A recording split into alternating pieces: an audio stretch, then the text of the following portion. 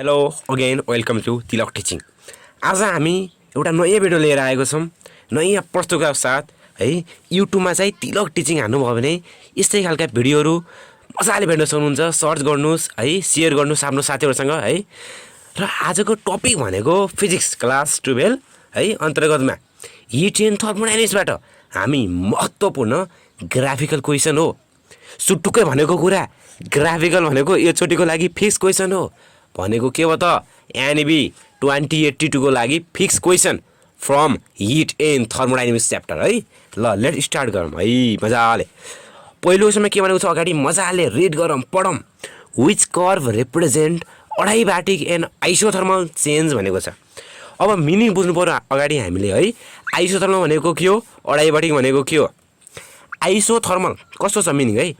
Iso भनेको constant, thermal भनेको temperature भनेको आइसोथर्मलमा चाहिँ टेम्परेचर कन्स्टेन्ट छ है। अडाइबाटिक भनेको के हो, यहाँ डिग्री 0 हुन्छ भनेको यहाँ प्रेसर भोल्युम मजाले चेन्ज हुन्छ तर सिस्टम र सराउन्डिङ बिचमा कति पनि हिट एक्सचेन्ज हुन पाउँदैन है। त्यसलाई हामी के पनि भन्छौँ, डिक्यू इक्वल टु 0 पनि भन्छौँ। अब हामीले यो केसमा एक्स एक्सिसबाट हेर्नुपर्छ। अब यो क्वेसन देख्ने बित्तिकै तपाईले भिडियो हेर्नुभएको छ भने अगाडि सल्भ गर्नुहोस् के कस्तो छ क्वेसन। एकदम झुक्क्याएको छ नि, हेर न है। दुईटै होला जस्तो लाग्छ, कुनो एन्सर है, एकदम कन्फ्युज छ। अगाडि तपाईँ आफै ट्राई गर्नुहोस् है, सल्भ भएन भने बल्ल यता हेर्नु होला। अब अनि एडाइबाटिक हेरौँ आइसोथर्मल। यो दुईवटा छन् न सी र डी के भइरहेछन् भनेपछि यो हाम्रो एक्स एक्सिस हो। एक्स एक्सिसबाट माथितिर गइरहेछन्। जस्तै हामीले ग्राफ हेर्ने हो भने एक्स एक्सिसबाट कता गइरहेछन्, माथितिर भनेको पोजिटिभ के। एक्स एक्सिसबाट माथितिर जानु भनेको पोजिटिभ स्लोप हुनु हो। कस्तो स्लोप हुनु हो, पोजिटिभ स्लोप हुनु हो। तर यो त के भइरहेछ, तलतिर गइरहेछ भनेको नेगेटिभ स्लोप छ। यो ए र बी गएर के भइरहेछ, यिनीहरूको नेगेटिभ स्लोप छ। दुईटामा डिफ्रेन्स गरौँ, एउटाको पोजिटिभ स्लोप छ, एउटाको नेगेटिभ स्लोप।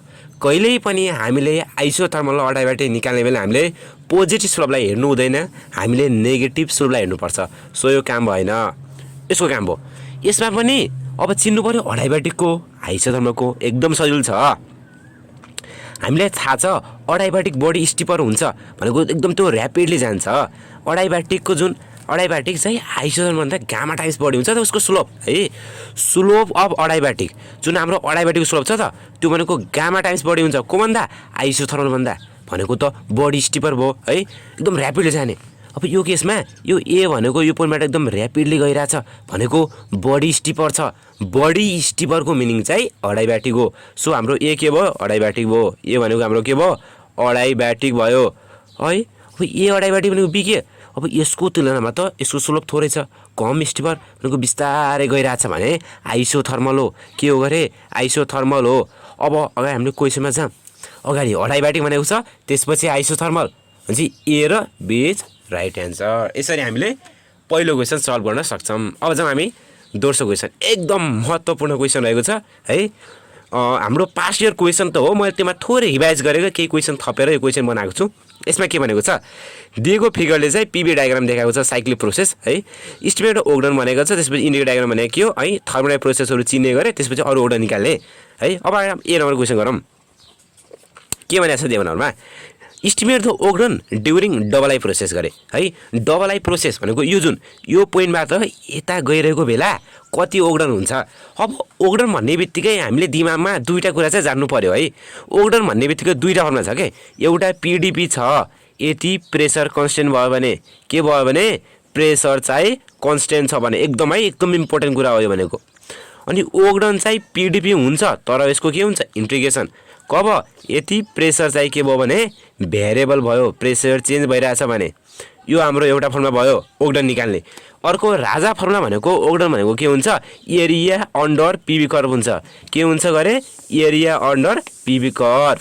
हामीले दुईटै फर्मुलाबाट यसको एन्सर गर्नेछौँ। डबल आई भनेको यो पोइन्टबाट उता गइरहेछ, हेरौँ है।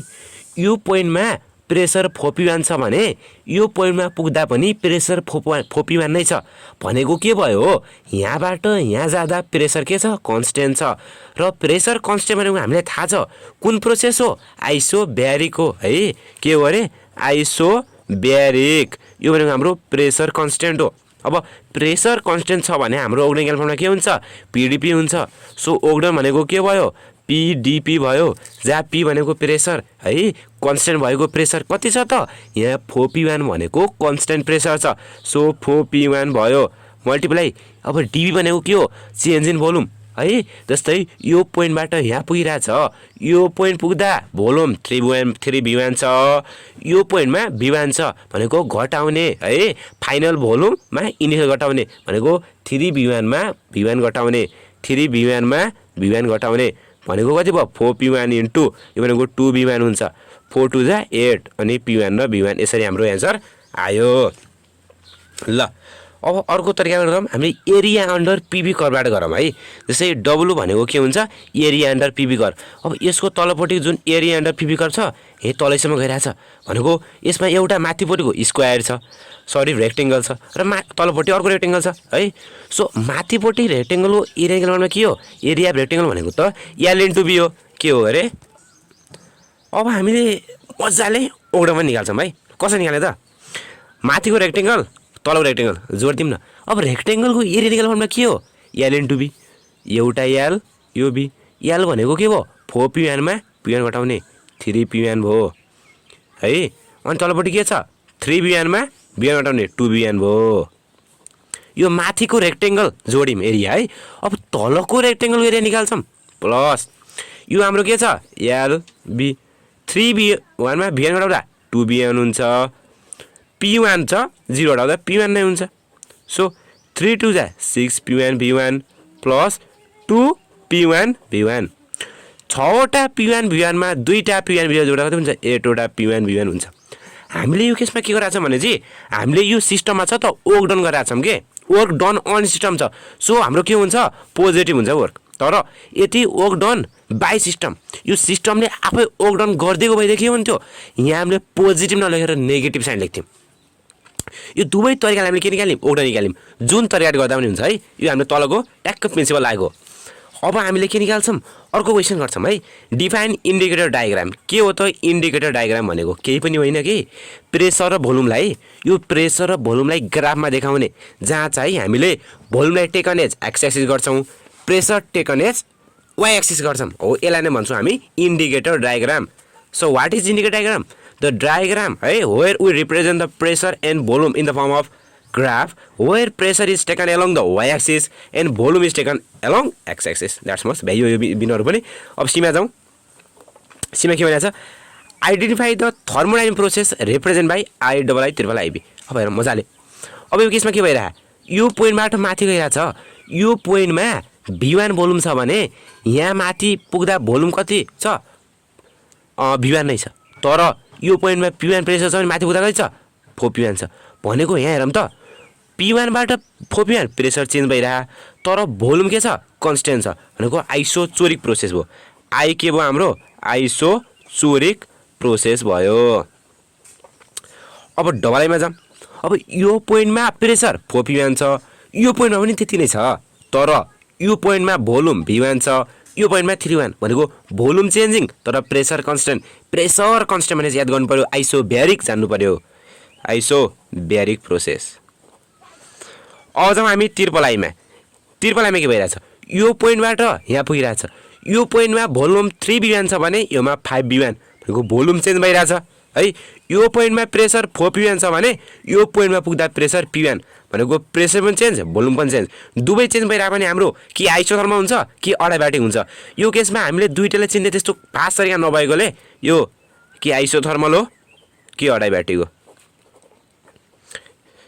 र अर्को छ हाम्रो आइबीमा अब आइबीमा के भइरहेछ र यो पोइन्टमा पुग्दा यो पोइन्टमा डिस्ट्राक्ट गरिरहेछ यो पोइन्टमा इन भइरहेछ यो पोइन्टमा 3p1 छ भोल्युम भने यो पोइन्टमा v1 छ भोल्युम इज चेन्जिङ तर यो पोइन्टमा प्रेसर p1 छ भने यो पोइन्टमा प्रेसर कति छ p1 भनेको प्रेसर कन्स्टेन्ट भने हाम्रो के हो आइसोब्यारिक प्रोसेस हो कुन प्रोसेस हो आइसोब्यारिक प्रोसेस हो अब हामी मजाले क्वेसनहरुको पनि गर्छौँ है ल हेरौँ हाम्रो सिनहरु क्वेसन भ्याइ अब जान्छौँ हामी डीमा ओर्डर निकाल्ने आइबी ट्रिपल आई अगाडि हामी आईमा जाउँ आईमा के भइरहेछ यो पोइन्टबाट सुरुवात भइरहेछ यहाँ अन्त्य भइरहेछ भोल्युम कन्स्टेन्ट तर यहाँ रहेको प्रेसर फरक छ भनेको भोल्युम कन्स्टेन्ट छ है। अब यसको हामीले एरिया अन्डर पिभी कर्भ निकाल्ने भने यसको एरिया अन्डर पिभी कर्भ कति हुँदैन भनेको यो केसमा के ओगडन in the case of I के भयो है 0 छ। अब हामी यही ओगडन अर्को तरिकाले पनि निकाल्छौँ। जस्तै मैले भनेको थिएँ न अघि ओगडन भनेको पिडिपी हो, प्रेसर कन्सटेन्ट छ कि प्रेसर भ्यारिएबल छ, प्रेसर त भ्यारिएबल छ भनेपछि यो हुन्छ। अब इन्टिग्रेसन प्रेसर, अब चेन्ज इन भोल्युम कति छ, यहाँ रहेको भोल्युम V1 छ, यहाँ पनि V1 भोल्युम छ भनेको भोल्युम नै कन्सटेन्ट छ के, भोल्युम कन्सटेन्ट भनेको चेन्ज भोल्युम कति भयो 0 0 समटाइम 0, सो यहाँबाट ओगडन कति भयो 0। सो यो तरिकाले हामीले ओगडन 0 निकाल्यौँ, यो तरिकाले हामीले ओगडन के निकाल्यौँ 0 निकाल्यौँ। अब जाऊँ हामी आइपछि के छ डबल आईमा। अब यो केसमा हामीले पहिले गरिसकेका छौँ माथि है सरी हो यहाँ छ है आइबी। अब आइबी भनेको के छ यो पोइन्टमा त यता आइरहेछ। अब हेरौँ है दुईवटा तरिका छन्, एउटा हामी एरिया अन्डर पिभी कर्भ गर्छौँ, एउटा अर्को हाम्रो फर्मुला गर्छौँ। यो पोइन्टमा V1 3V1 छ भने भोल्युम, यो पोइन्टमा पुग्दा भोल्युम V1 छ भनेपछि भोल्युम इज चेन्जिङ तर प्रेसर के छ कन्सटेन्ट। प्रेसर कन्सटेन्ट भने फर्मुला के हुन्छ हाम्रो ओगडन इक्वल टु पिडिपी हुन्छ। केसको केसमा हाम्रो आइबीको केसमा आइबीको केसमा। सो प्रेसर के छ यो पोइन्टमा प्रेसर र यो पोइन्टमा प्रेसर एउटै छ, त्यो भनेको P1 छ। चेन्ज इन भोल्युम भनेको यहाँ 3V1 छ, यहाँ चाहिँ V1, 3V1 मा एउटा V1 घटाएको कति हुन्छ 2 एउटा V1 हुन्छ भनेको 2P1 V1 भयो हाम्रो है। अनि ओगडन के छ अन सिस्टम, सिस्टममा ओगडन गरिरहेको छ के, सो के हुन्छ पोजिटिभ है।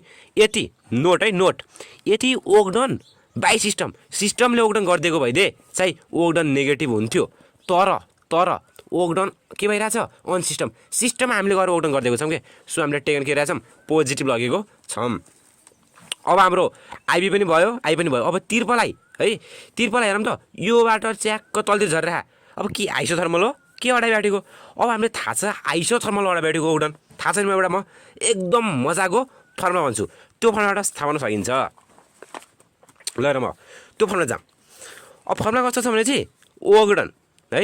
अब आइसोथर्मल केसमा फर्मुला के हुन्छ भने चाहिँ एनआरटी छ अनि एलएन छ अनि भोल्युम धेरैबाट भोल्युम थोरै। हामीलाई थाहा छ नि आइसोथर्मल त हाम्रो बोइल्स लको बेसमा हो नि है, P1 V1 equal to P2 V2 हो है। अब V2 बाई V1 भनेको त P1 बाई P2 पनि हो।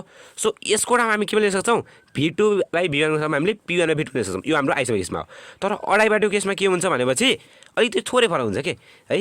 यहाँ एनआर हुन्छ अनि यहाँ टेम्परेचर घट्छ अनि यहाँ गामा -1 हुन्छ है।